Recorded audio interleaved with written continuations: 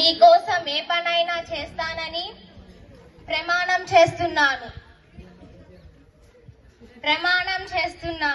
మా నాన్నకి పుత్ర సంతానం లేరు, అందుకని నన్ను రుద్రదేవుడిగా పరిచయం చేశారు. పాలన కోసం ఎంతో కష్టపడ్డారు, మన రాజ్యాన్ని గెలిపించారు. అలా సుభిక్షంగా జరుగుతున్న పాలనలో నేను మీ రుద్రమ్మదేవినని తెలిసినప్పుడు మీరంతా నన్ను ఒప్పుకోలేదు. సామంతులంతా నన్ను నిలదీశారు. అప్పుడు నేను అడిగాను, ఆడవాళ్ళైతే ఏం కష్టపడుతున్నారు కదా. నేను రాజునని తెలిసినప్పుడు జైహోలు కొట్టిన మీరు రాణినని తెలిసినప్పుడు ఎందుకు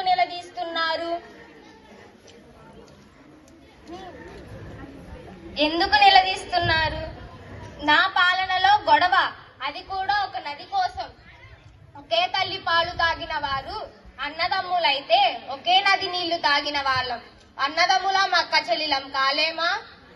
అలా కలిస్తే రాజ్యాలన్నీ సుఖంగా ఉంటాయి, అందరం ఎంతో దగ్గరవుతాము. జై హింద్.